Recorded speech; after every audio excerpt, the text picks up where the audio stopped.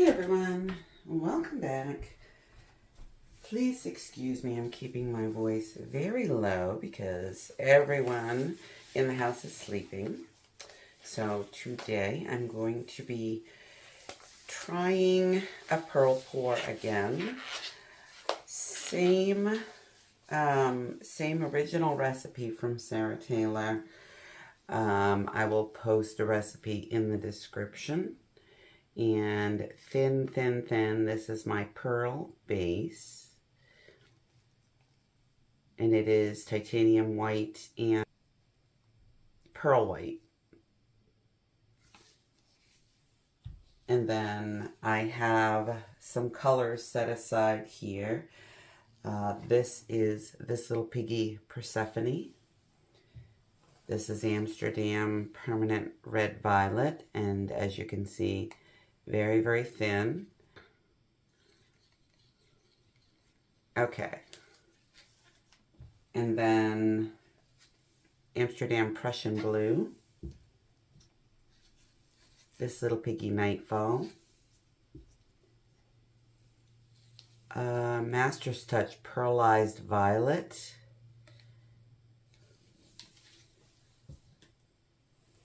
Equal parts Amsterdam Phthalo Blue and Phthalo Green.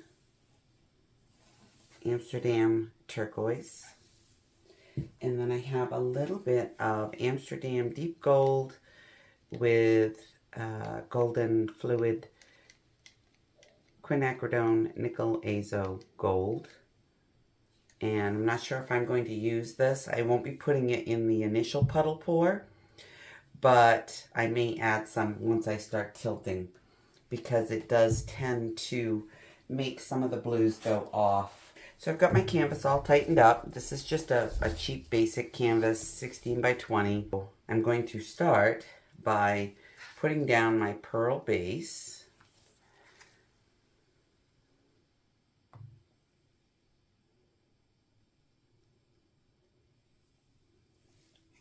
And that should be plenty because we are going to tilt and stretch this very, very thin. And I'm going to keep my bucket handy so that I can pour any excess off back into the bucket.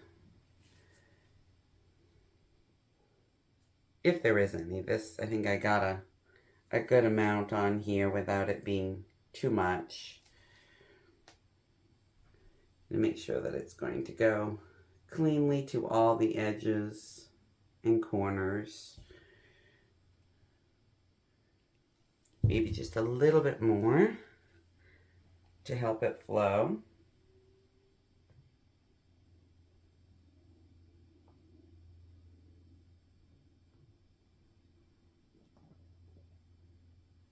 I try to use not too much more than I actually need, so that I don't feel guilty about throwing away paint, because I do not scrape the used paint off the plastic and put it in a bucket.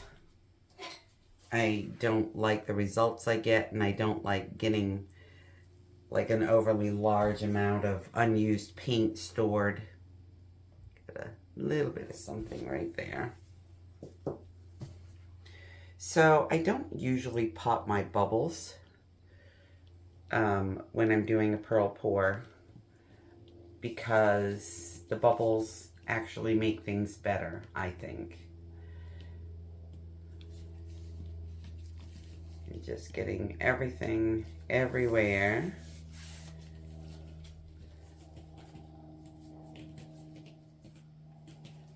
I want to make sure all my edges are covered.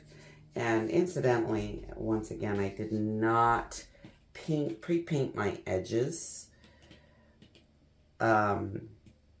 just because I don't intend for this to be a work of art. This is practice sessions, trying to get back into pearl pouring.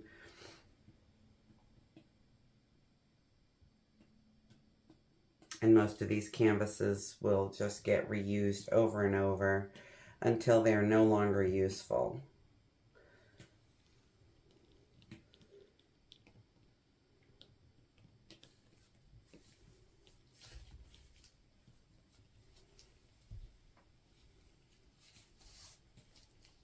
All right, so And I'm going to stretch, stretch, stretch.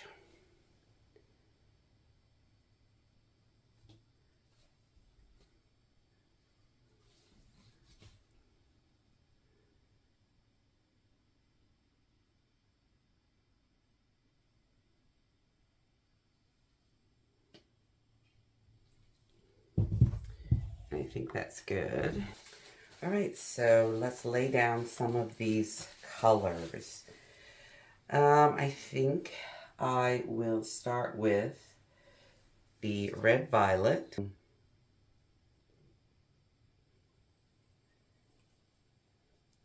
So one thing you'll notice right away is that the pearl mixture forms like a cloud around your colors. That's how you know that your colors are sinking and the pearls will come up. So I'm going to do a bit of the Persephone alongside of that.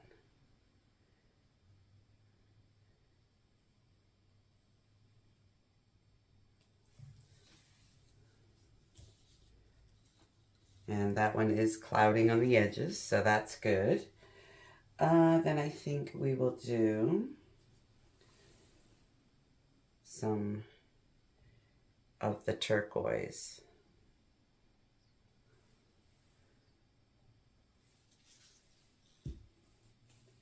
And the deeper turquoise.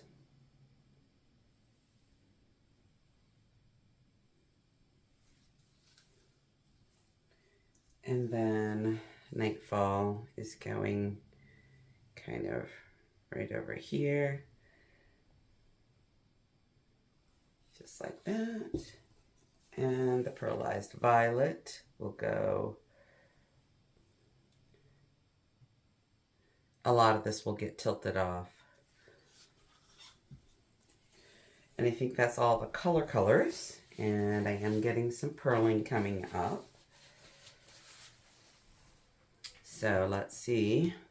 Now what I don't want is these clouds that I have in between. I don't know how that's going to affect overall the finished painting, but I don't see it as being really a good thing.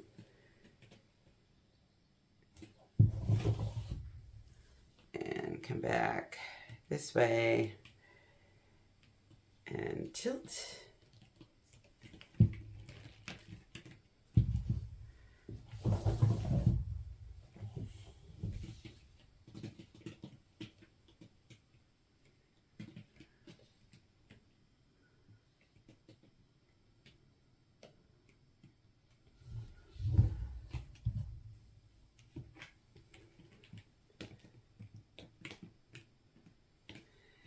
And I think I am going to add just a little bit of the gold, maybe right on top of where these white patches are, real quickly, because I am starting to get some pearl cells.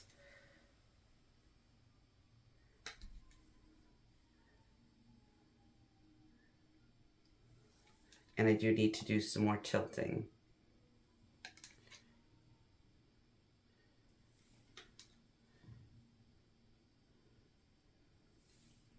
And we'll see how that goes. Lots of pearls coming up.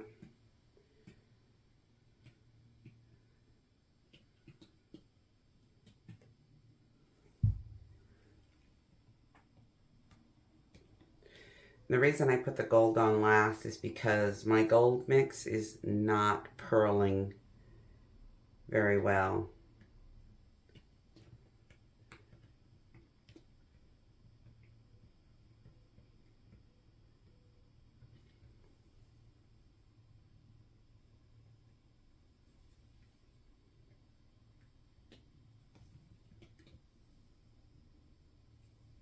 Just giving this a nice hard tilt, getting rid of some more of that paint.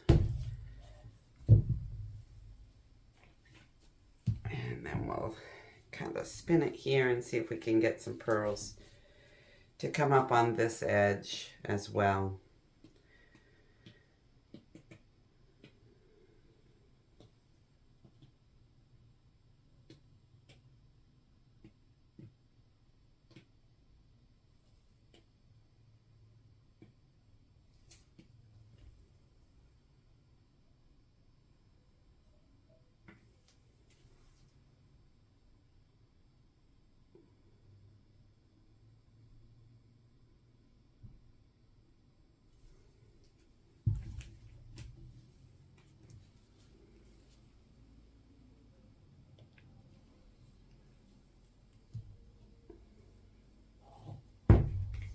of that gold did kind of weird stuff.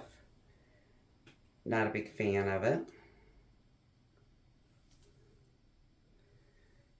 So I think what I'm going to do is just scrape this entirely off, and we will start over and we will add no gold. Let's give it another go.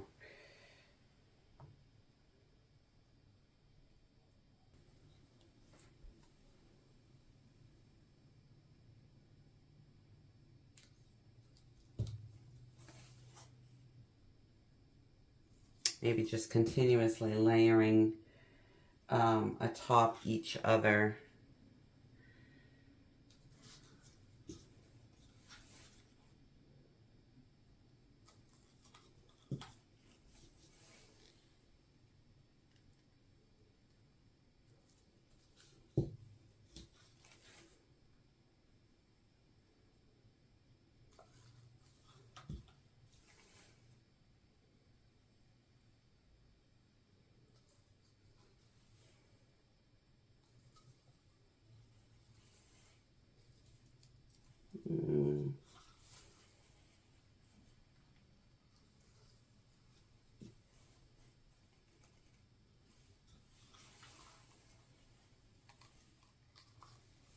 I know that's a lot of paint, but let's see how it goes.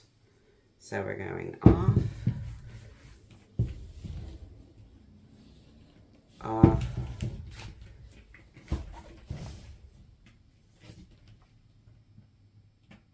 scraped through my pearl base with my fingers, which is not ideal.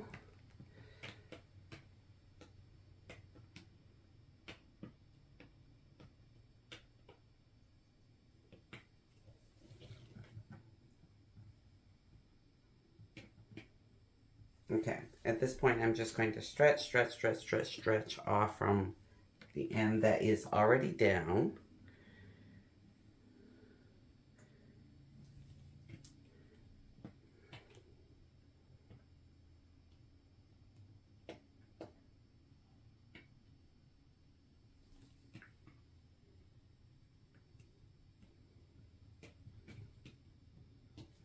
Loads and loads and loads of crazy wonky cells. So I guess we'll have to see how this develops. I do think I want to, since that my cells are already wonky, I can safely say that tilting this back is not going to hurt it any, but may add more celling to this edge.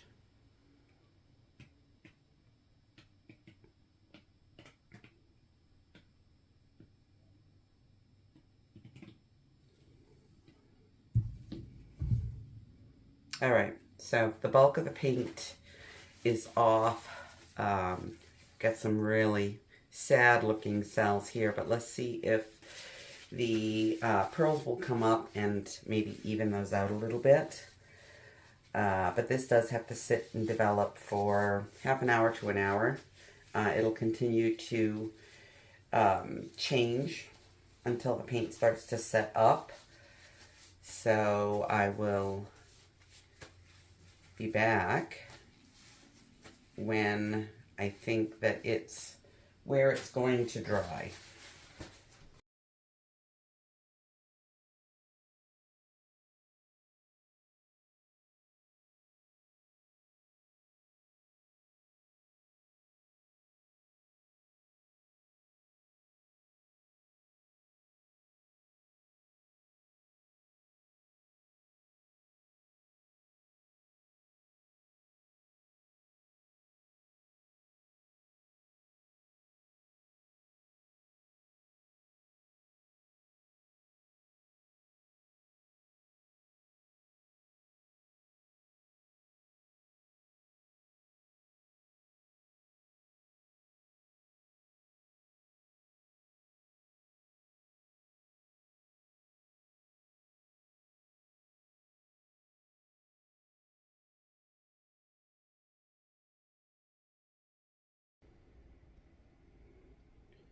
So this is an hour later, and my pearl cells formed really well. This entire area here has almost no cells in it. So I think that's going to be what it is.